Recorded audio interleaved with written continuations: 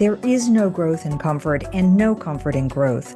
Yet the big leaps are how careers are made and how businesses excel. So how do you master not knowing at all or feeling like an imposter? How do you have the conversations that will lead to trust and, of course, excellence? How do you take charge of the things that you can control?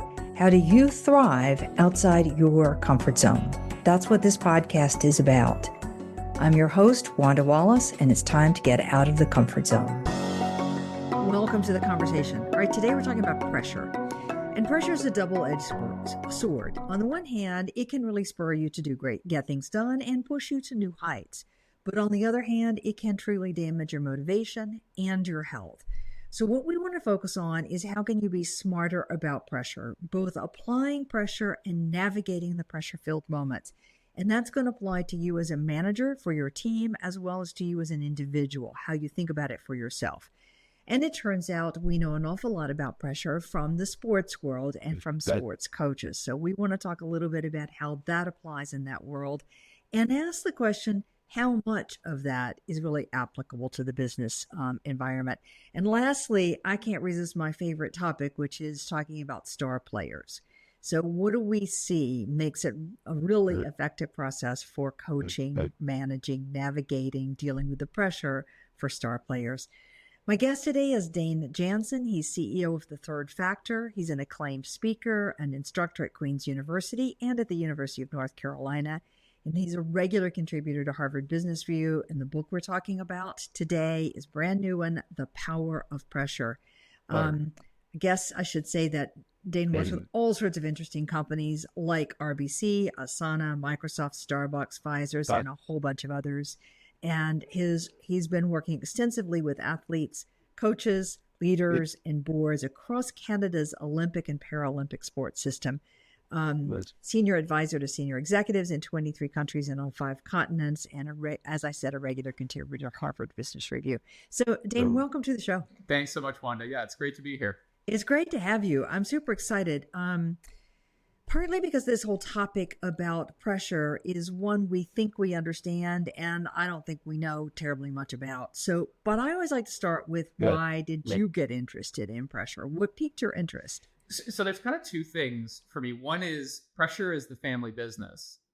So it's a little bit of a different origin story, but I grew up, my father, as a PhD in sports psychology, he was working with Olympic athletes starting in the 80s when sports psychology was kind of this dark art that gradually became more and more of a science, in part because of folks like him who were kind of working, with it as practitioners. So I sort of grew up surrounded by this dialogue on pressure. But the honest truth is, of course, like many people coming out of college, I wanted to get as far away from the family business as I could. And so I went a completely different tack out of the world of sport into management consulting.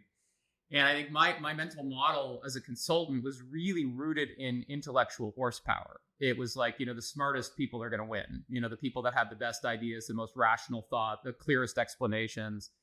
And it wasn't until I hit sort of an inflection point in my career where I took a transfer over to the UK with my wife. We went to live in London for a couple of years. And I had this experience when I moved over there where I was truly, to go back to the theme of this podcast, I was really out of my comfort zone. I was living in a foreign country. We had temporary housing. I was still managing a project based in New York.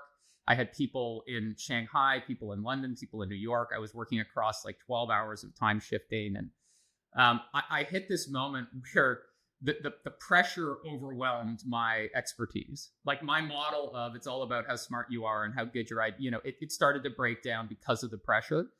And that really sort of brought me full circle back, I guess, back to the family business. And so a couple of years later, I ended up coming back to North America and bought the family farm, bought the business, Third Factor, and I've really been digging into and deepening my understanding of pressure ever since. That's fascinating. So that means the kids do come back around again. So maybe there's that's got a good thing or a bad thing. Right. Yeah, I think I have thought for decades that what was happening in sports psychology, some of the things your father was doing as some founding efforts was a really powerful insight for what we needed in business. And we just have a great model in the sports world to kind of see some of these things in action. Now, we're going to say how much of this applies, but I'm going to come that one to a minute. So You have a model too of what creates pressure. Explain how you see this thing called pressure.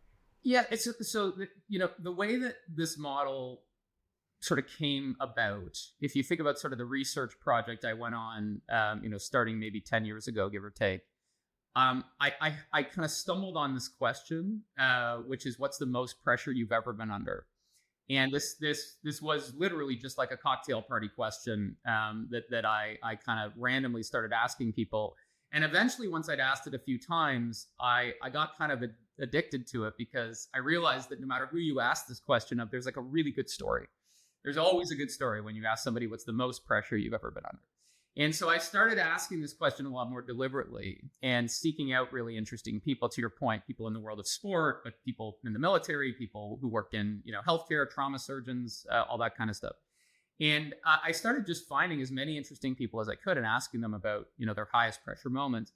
And initially, there's not a lot of pattern, when you first start, because people would talk about, some people would talk about job interviews or big exams. Other people would talk about caring for aging parents, at end of life. And it took a while for me to sort of go, okay, as different as these situations are, actually, when you start to boil it down, they all sort of have three things in common.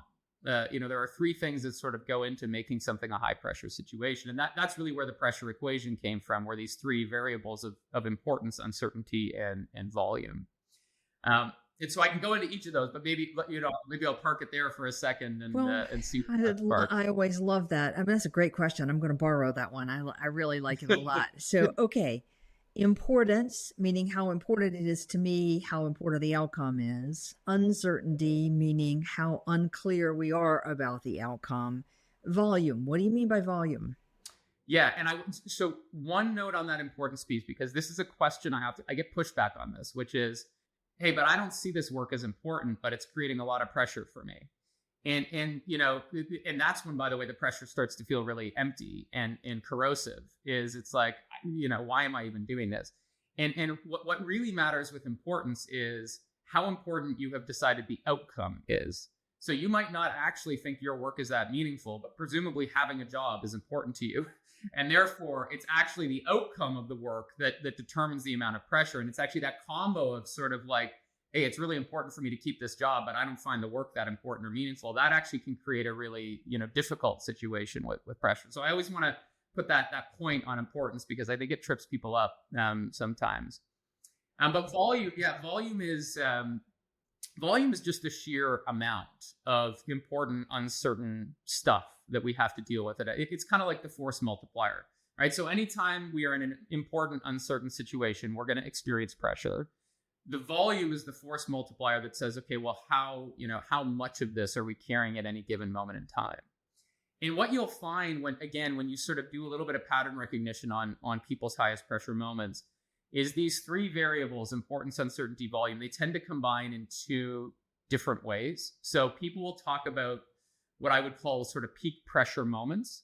And these tend to be sort of very violent collisions of importance and uncertainty. This is the job interview, the exam, the surgery, these are really like defined moments of high importance, high uncertainty. The other thing that people describe is what I talk about as the long haul of pressure.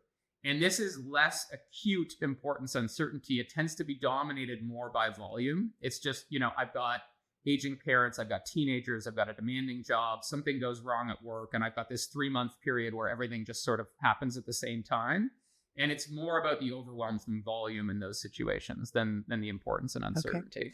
All right. So I get high pressure moments, events, if you will, that are dominated more by importance and uncertainty. And I get accumulated pressure that is more dominated by just sheer volume. All these things that are happening that are conceivably important in some ways and uncertain in some ways, but it's the number of them that really weighs on me. Okay. All right. So is pressure good or not? Maybe I should ask, when is it good and when is it not good? Yeah. And I thought your intro was just perfect, because it's a double-edged sword, right? It's where do more world records get set than anywhere else in the world of sport? The Olympic Games, because there's pressure, right? There's huge energy under pressure. And You look at the flip side of it. What's the second highest healthcare cost for organizations in America behind prescription drugs? It's short-term disability, stress leave. Like, there is absolutely a dark side to pressure. And I think there's a couple ways to come at this question, but I would say that the number one thing that determines whether pressure is energy producing versus overwhelm and anxiety producing is my sense of self-efficacy. And what I mean by that is my belief in my ability to impact my circumstances. If I feel helpless, if I feel like the pressure is just happening to me, that I am a victim of this, that's when pressure starts to get really corrosive. That's when you feel the anxiety and the overwhelm. I can't move this. I can't act on it. I can't change it. When I feel like I can influence my circumstances, that's what allows us. It's still not comfortable, but that typically is what allows us to use the energy under pressure productively. That makes sense. Some of that is granted, none of us ever have complete control over whatever's going to happen, particularly in pressure-filled moments. If things go wrong. But when you believe that you have some ability to impact some portion of it, I think that works. And I think what's leading to a lot of burnout at the moment, or the symptoms of burnout, or conversation about burnout, is the loss of self-efficacy. This sense that people have this huge volume that's dumped on them from work, usually, but also from private side. And they can't control it, stop it, manage it, impact it. It's just never ending. And that's my view. What's your view on that one? Do you agree or disagree? I largely agree with that. I think if you think about the three things that go into creating pressure: importance, uncertainty, volume. Especially through COVID, there was a lot of talk of unprecedented. This is I actually don't. You can debate whether we are living in more important, uncertain times than they were at the dawn of World War II, or like the Civil War, or I actually don't know if things are more important or more uncertain than they were 80 years ago, 100. We lived through a period of great calm, I think, from the 50s to the 90s, and so but I think the one that is inarguably dramatically different than it was at any other point in human history is volume. You look for, when I joined this podcast recording, what do I have to do before I joined the podcast recording? I had to quit iMessage, Slack, WhatsApp, Teams, Zoom, my Outlook. Like there are like 7 ways that people can reach me at any given moment in time. I get breaking news alerts on what's happening in the Middle East, what's happening in the Ukraine, what's happening with the British elections, what's happening with Africa. Like, we are just being overwhelmed, I think, by a volume of inputs that we were not designed to accommodate, and have never had to process simultaneously. It also feels like there are many more potential catastrophic events. So you've got fires going on in California. You've got unprecedented cold in other parts. You've got Ukraine. You've got climate. It just feels like there's a lot of them. So again, we're back to volume. All right. So pressure comes from importance, uncertainty, the importance of the outcome, uncertainty of the outcome, and the volume of things that I'm trying to deal with. I'm going to feel more positive about it if I have a sense of self-efficacy, meaning I think I can have some impact on what's happening and how it's happening, or the outcome of how it's happening. And I'm going to have negative consequences if I feel like I have no self-efficacy. All right, cool. So now give us the secret. What do we do to navigate pressure-filled moments and make it work? Yeah. So this is the unfortunate. I wish I could give you the secret, Wanda, but I will do my best to unpack some tools that hopefully we can use to turn the tide a little bit. And it sort of comes back to, as you would expect, it kind of comes back to the 3 things that create pressure in the first place. The way we can sort of exert some control is we can sort of manage importance, we can manage uncertainty, and we can take some action around volume. I think I'll start with importance, because I think I actually think importance and volume sort of go hand in hand a little bit, which is, as we just discussed, there is this rising tide of volume, but there is also this arms race around importance inflation. Because we have so many people vying for our attention, there is a real incentive for, various, whether it's news organizations, social media, to inflate the importance of the information that they are delivering to us because they want us to give them their time and attention. They want us to think it's important. And so in addition to the real accumulation of volume, we also have, all of these actors inflating the importance of everything that's happening every microsecond of every day. And so I think the real battle for a lot of us in the face of pressure is, how do we see importance in perspective? And are we able to engage in some perspective taking that allows us to get some balance around importance? And so really the tension that we are trying to strike with importance is, we need to see what we're doing on a daily basis as important while not being overwhelmed by what's at stake.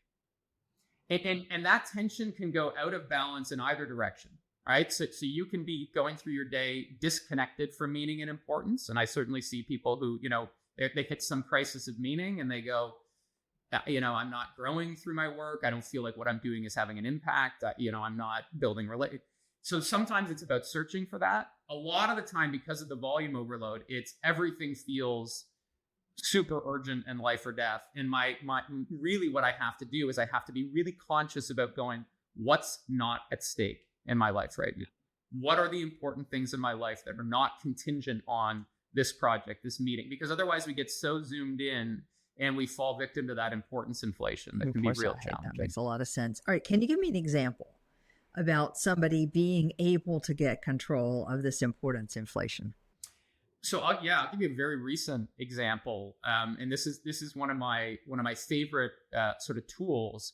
I was coaching a CEO who is running a venture capital backed roll up of medical clinics, and he has a lot of capital at stake. He has a lot of personal financial outcomes in this situation. Could make a lot of money, could not make a lot of money. And when I started working with him, he was having a lot of trouble sleeping. He was really feeling the pressure of, the responsibility of stewarding, hundreds of millions of dollars in capital in his own sort of, future. And I thought in my mind, this is somebody who is overinflating the importance here, right? That this has become a referendum on whether he is a success as a person. It's tied up in identity. It's, So I used one of the tools that I love that is not mine. It's not new. It's the Stoic tool of negative visualization. And really the idea of negative visualization is you play out the negative scenario that you are imagining. You play the tape fully out until you get to an endpoint. And so I had, as homework, I kind of said, take this home. I want you to play out what happens if the financial performance of your firm deteriorates over the next couple of years. And so it was quite fascinating. He came back maybe a week or two later and he said, okay, I sat down, I actually did this with my wife. And I said, okay, well, if the next couple of quarters aren't where we want them to be, well, our multiple is going to drop by X, which means when we sell the business, I'm going to make, a much lower amount of money, which means we're not going to be able to afford our house. And we would have to sell our house. And with the proceeds of our house, we would buy a much smaller house, but we wouldn't have a mortgage. And he said, I played this out to my wife and she was like, why don't we just do that right now? It was like, if that's going to release all of the anxiety and all the pressure. And so what I found is often what creates the pressure around uncertainty are these incomplete thought loops. It's like we have this general sense of this is going to be terrible if I screw this up, but we don't play the movie all the way out to the end. And I had another experience with this. I was sitting with Rosie McLennan, who's a 2-time gold medalist in trampoline, a wonderful, wonderful athlete here in Canada, first Canadian to defend a gold medal at the Summer Games. And she had a similar experience going into the Tokyo Games in 2020. And she said her sports psych, who's a wonderful guy named Kyle Paquette, sat her down and said, okay, I want you to play out 2 scenarios. First scenario, things go great, you're on the podium. Second scenario, you crash and burn and don't have a good performance. What's life going to be like one day later? What's life going to be 1 week later? What's life going to be like 1 month later, 1 year later? And finally, they got out to 5 years later.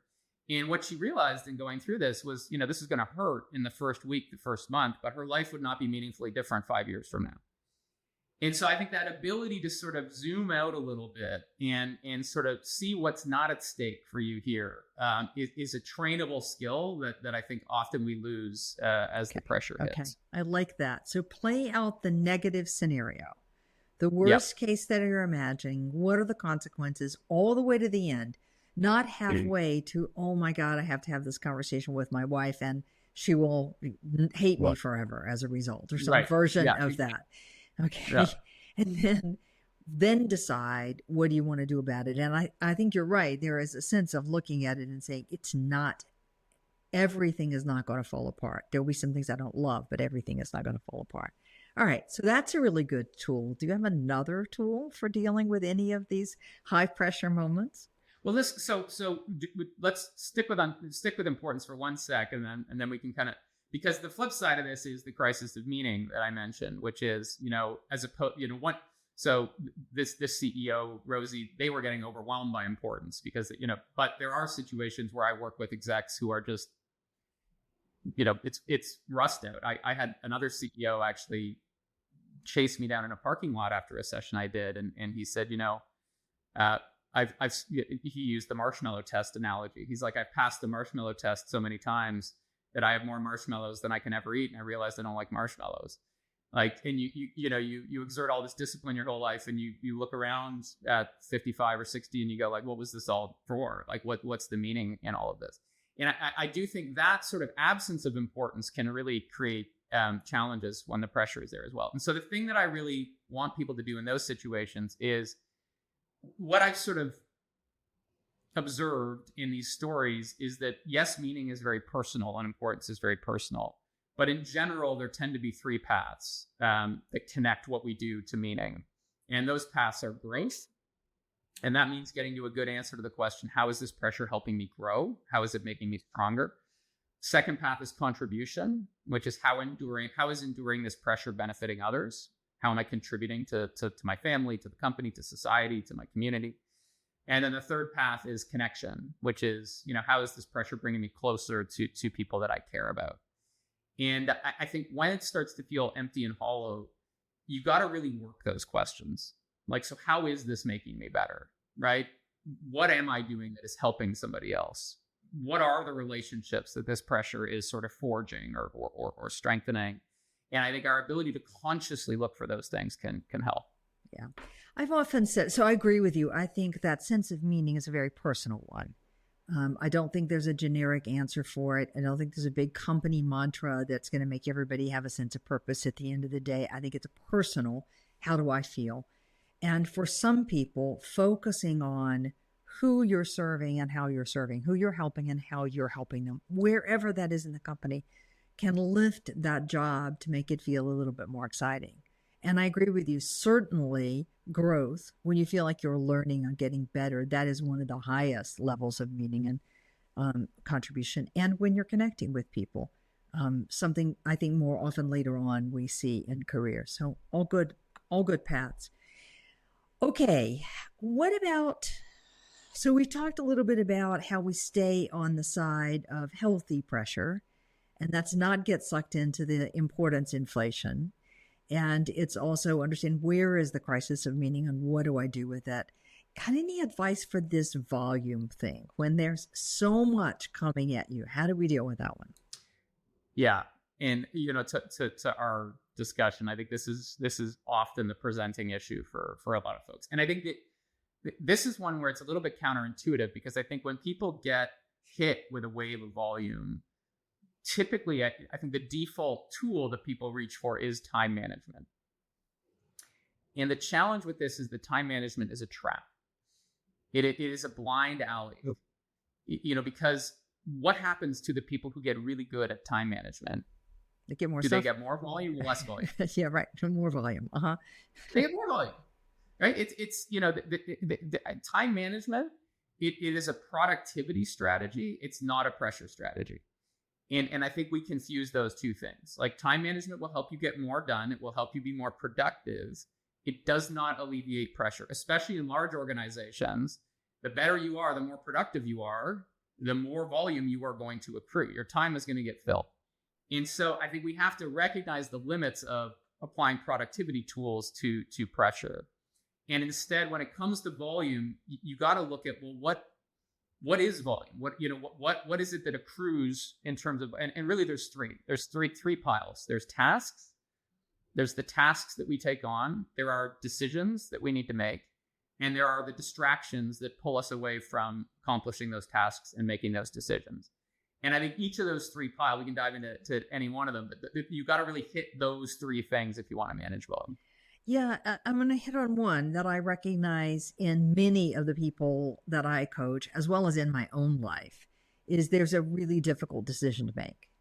And I don't want to make it. I'm avoiding it. And I just keep stalling on it. And the pressure on getting there accelerates. And I start avoiding doing the tasks that I need to do because I'm avoiding everything rather than making this really difficult decision, like firing somebody, for example. And it just accumulates. I think that's part of it. But I also think we allow ourselves to be distracted in interesting ways, like social media, for example, or devices, or other communication, or importance, or all those things. But now talk to me about tasks, because tasks is the one that it feels like you can't get your handle on reducing tasks. So how do I make sure I manage that pressure? Oh boy. So tasks, I think it depends a little bit on the path that you've taken to overwhelm when it comes to tasks, because I think people get overloaded with tasks in two slightly different ways. So, the first path to overwhelm from tasks is you are surrounded by people that are overloading you with tasks. So maybe you have an unreasonable manager, or maybe you have 5 managers because you're in a matrixed organization and they don't talk to each other. So you are being sort of downloaded an unreasonable amount of tasks. The second way, though, that we get overwhelmed with tasks, listen, I work for myself. I'm an entrepreneur. I own my business. I find myself nobody's downloading tasks to me. I overwhelm myself with tasks because I am overly optimistic about what I can accomplish. And it's the optimism that gets me in trouble, because I say yes to way too much stuff, that I should be saying no to. And so I think you got to be honest with yourself to start with of, okay, which of these is actually driving the overwhelm for me in terms of tasks. Now, if it's the former, if you do that honest accounting and you go, no, like I'm trying to, but I'm just, on the bottom of the pile here and I get a bunch of stuff and it's too much. I think the big challenge here is it can be quite career limiting to just say no, right? To just be like, I'm not doing it. And so and this is not an easy one, but I think the thing that I try to coach people through is how do we change those binary conversations into prioritization conversations, and still show up as an enthusiastic, motivated collaborator, but somebody who wants to direct their time to where it's going to have the highest and best use, right? So I'm doing X, Y, and Z right now. Is this a bigger priority than those three? Where do you want me to slot it? And making sure that you are doing that sort of negotiating, if you will, upstream. Because the second that you say yes to that task, now it starts to create pressure. And if you try to negotiate downstream, that's actually what usually creates because then we feel like we're breaking a commitment, we're letting people. So the discipline of having those prioritization conversations upstream is I think critical. If it's your own optimism, that the tool that I have, listen, by the way, this is a life issue. I really deeply believe this. It's like, it's a huge asset to be optimistic and to think you can, and it's like something that requires constant vigilance. The best tool I have found for it is calendar blocking, which I don't think is a revolution. But the thing that really landed it for me was I read a little piece. I think it was Nassim Taleb, the author of The Black Swan, and he talked about how odd it is that we have evolved to have two completely different lists of claims on our time. We have our calendar that tracks the claims on our time that involve other people. And then we have the to-do list, which tracks claims on our time that only involve us.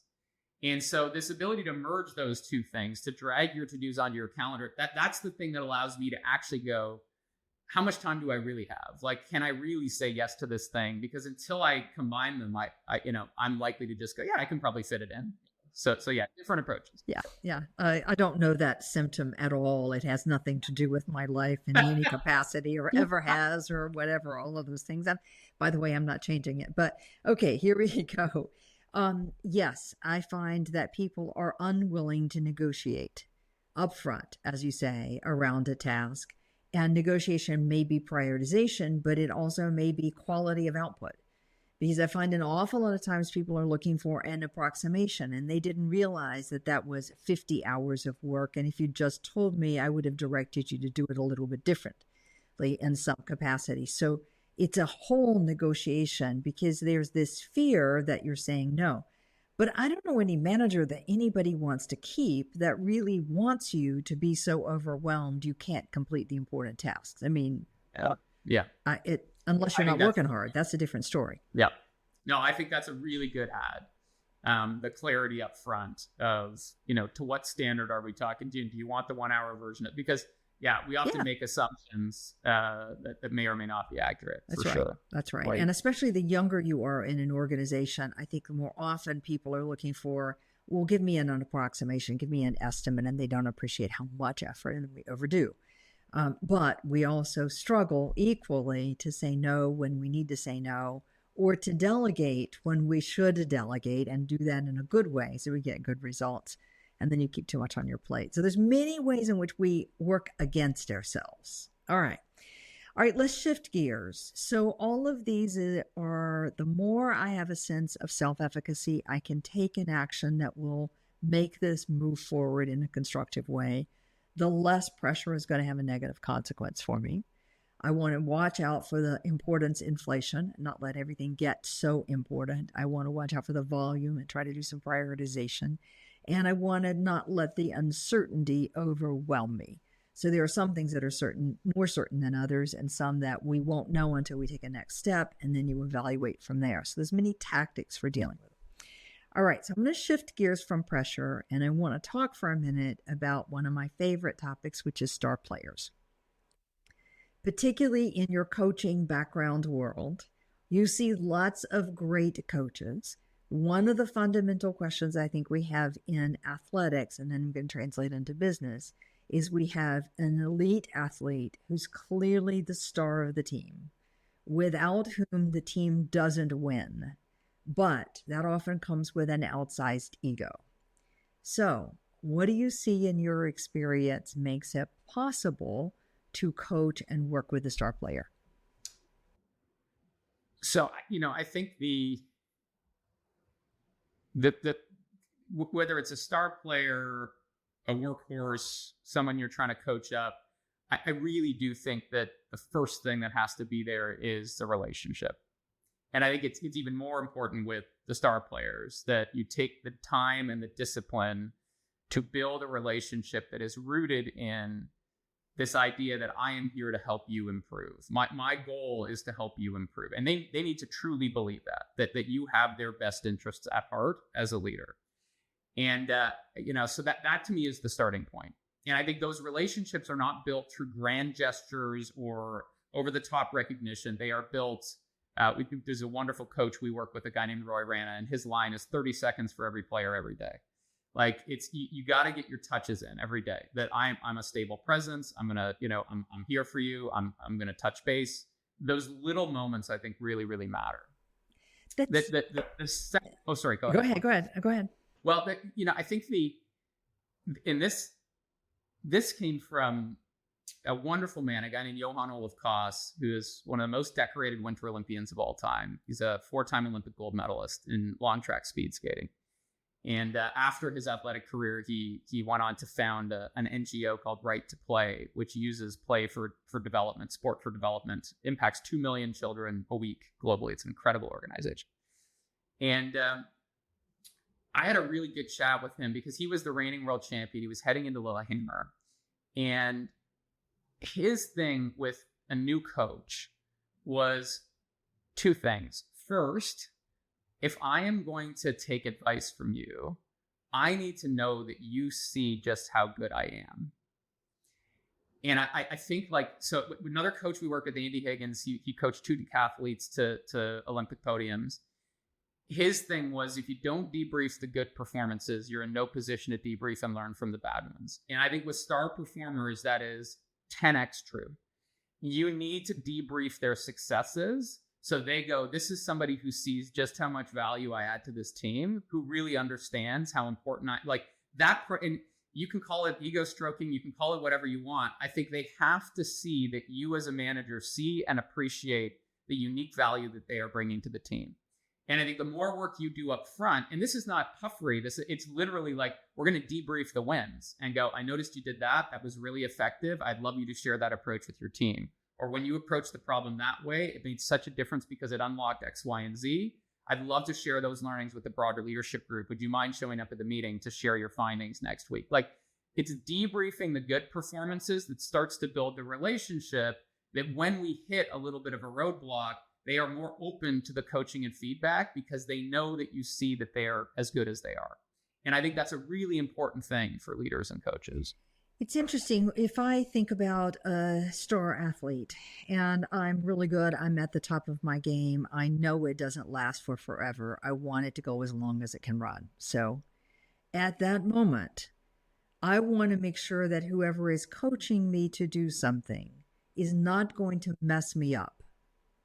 So in a way, if you aren't showing to me that you see my strengths, then how can I have confidence that what you're telling me is actually going to make me better? Because you're not going to just list them randomly. And the same is true in business. If somebody is a really top performer, they want to know that what you're talking about isn't going to mess up the strengths. Nobody wants to do that. 100%. Yeah, okay. 100%. All right. But there's also, there's another piece buried in this one that you just slid right by, which is the notion of coaching the good or debriefing the good performances. I do this with a team exercise with teams right, left, and center. They'll have a win, and then I'll ask them, great, do it again. And they can't do it again for the life of them because they stumbled onto a success without any clue why. And I find we do this all the time. We stumble on a success. We don't pause and say, why? What happened there that really worked? What would we do it again? Could we even notice what we did?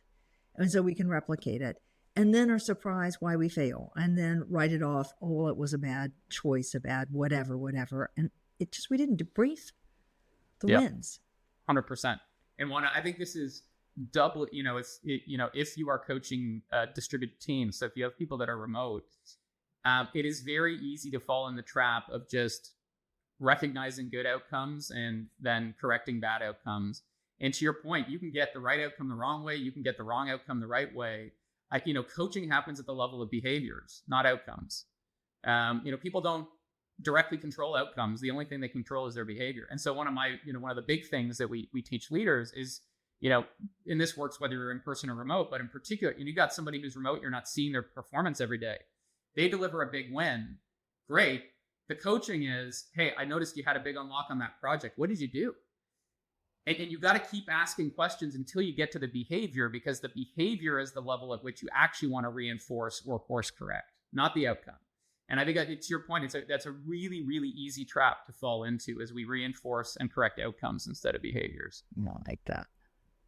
The outcome. I like that one. I do that all the time in terms of what goes wrong, but we don't flip the switch nearly often enough and debrief the what goes right. And what you said. Well, I'll give you one more example on that one.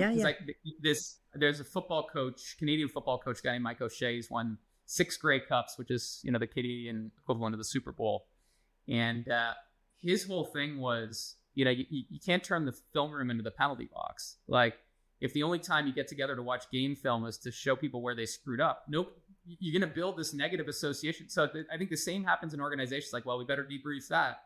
And all of a sudden debriefing becomes code for like, we're going to tear each other down. Debriefing is supposed to be a developmental experience. And so if you're only debriefing the bad performances, you're going to get defensiveness right out of the gate as opposed to learning. It's an interesting one too, because if you have the practice of debriefing everything, then when it goes wrong, it's just a normal muscle. It's not a weird thing 100%. At all. Okay. Talk for me a minute about great coaches. So we talked about star athletes. We talked about the need for the relationship. I love your quote, 30 seconds, every player, every day. That notion that I have a touch with the people who are working for me every single day is an interesting one. I see that in some of the best leaders, but what else do you see from the greatest coaches that you think we need to apply? Yeah. So, the relationship is the foundation. And that Roy Rannick quote is great. Then on top of that, I think there's a bit of a virtuous cycle that we observe in great coaches, which is, the vast majority of conversations they have with people are about one of 3 things. And we talk about these in our programs as the 3 plays of a coach. The first is clarity. And that is, do we have a clear picture of what's expected and why it matters? And this, to your point, that's a great point around tasks. So often we have a conversation with somebody, they go away, they bring it back. Either it took them way longer or they did it and we judge their competence, when in reality it was a clarity gap. Like we just left the conversation with a different picture of what was expected. And so I think that, Andy Higgins, who I mentioned earlier, he has a great line, which are expectations are the basis of all successful coaching. You got to be really, really good at clarity conversations. Do we have the same picture of what is expected? And are we both clear on why this really matters? Like what's important? So that's job number one. Job two is, once people are clear on what's expected and why it matters, do they have the competence to meet those expectations? So second play is competence. And that's the second type of conversation coaches have a lot. So, okay, here's what's expected. Let me help you build the knowledge, the skill, and the confidence to meet those expectations. Often that happens through feedback. It happens through mentoring or, demonstration, but some activity to build competence and confidence. Third play of a coach is recognition. And this is, okay, once we're rock solid on what's expected and why, I've helped you build the competence to succeed against those expectations. Do you see that your effort is seen and appreciated by somebody whose opinion matters to you? And that's really the virtuous cycle, right? It's like clarity of expectations, support to build the confidence to succeed, and then recognition of effort that sort of locks in the flywheel of effective performance improvement in our view. Right. Yeah. Right. And if you'll tag that with this notion of, I want to reinforce the behaviors, not the outcomes, or my judgment of the person, my assessment and my corporate speak about whether they're strategic or not, or some other assessment, then I've got a place to actually begin to build that competence and to give the recognition, because I can recognize the behaviors regardless what the outcomes are. 100%. 100%. Okay. And that, by the way, is the difference in my mind between the coach, and when I say coach, I'm talking about the leader as a coach, right? I'm talking about the manager coaching. I'm not talking necessarily about an outside exec coach. That to me is the difference of the role of the leader as coach versus the sort of formal recognition. If you look at what organizations are very good at recognizing outcomes, at recognizing end goals.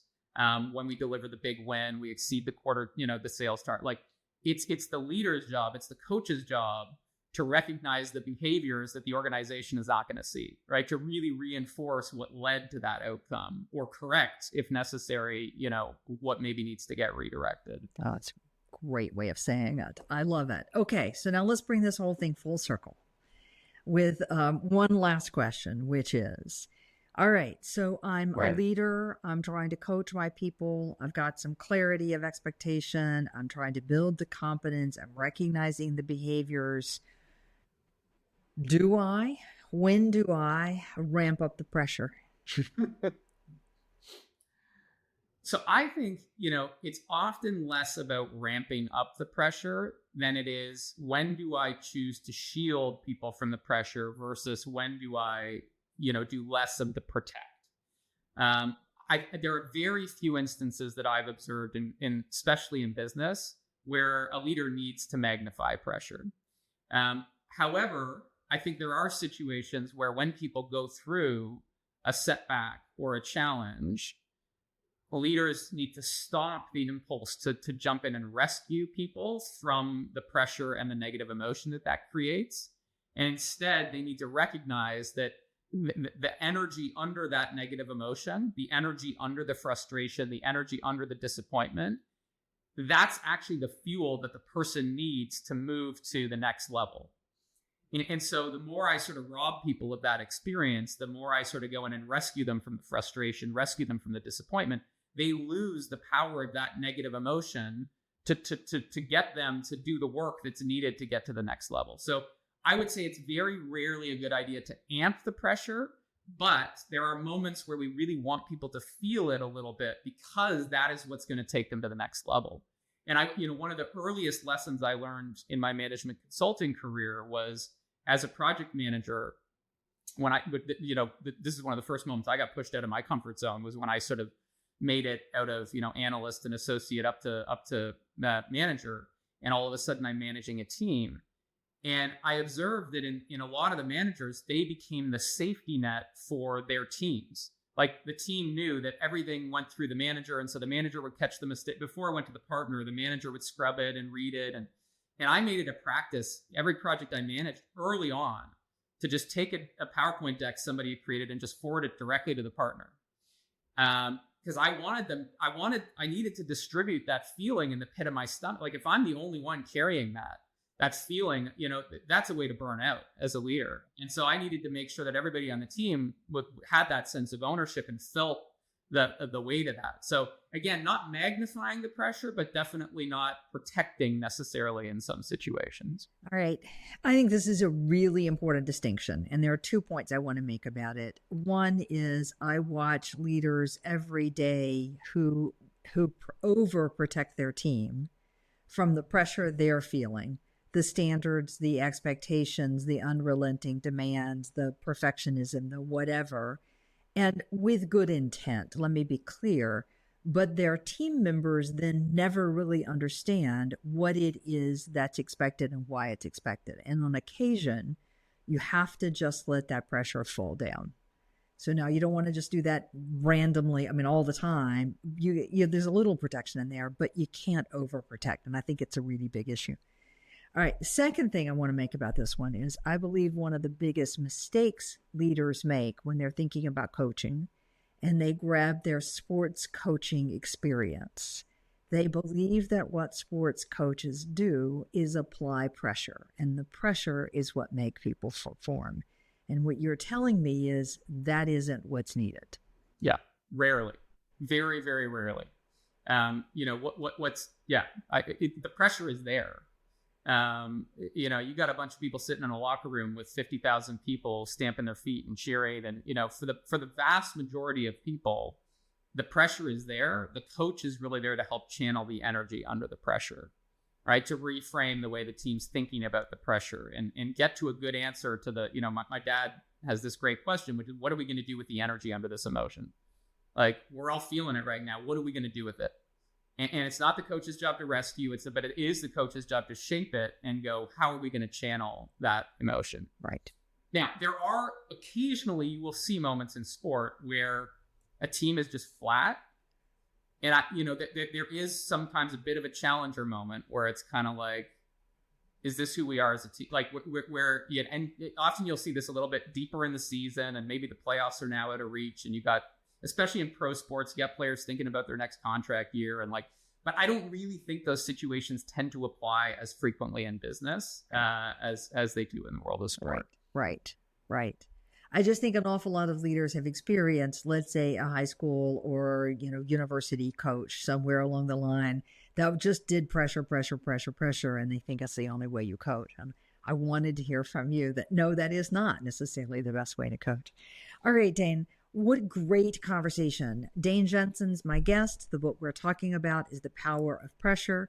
I want to come back to pressure comes from when it's an important outcome that has a lot of uncertainty and there is high volume. And it can be either importance and uncertainty, or it can be volume, or any combination therein.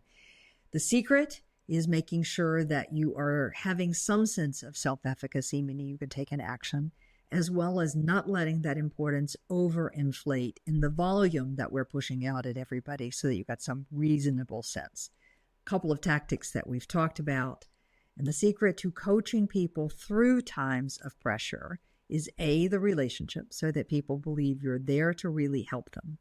B, recognizing the behaviors that people are doing that are leading to the positive and not so positive outcomes. So behaviors specifically, not just outcomes on a day in and day out basis. A lot of touch with your people, and not just criticism. We've got to have some positive reviews as well. I think I hit most of them along the way. Great. What a great conversation. Really loved it. Dane, thanks for being a guest today. My pleasure. Thanks for the invitation. It was wonderful. Great. And join us next week for another episode in Getting Out of Your Comfort Zone. Thank you for joining us today. Tune in for another edition next week with Dr. Wanda Wallace on the Voice America Business Channel. Reach outside your comfort zone this week.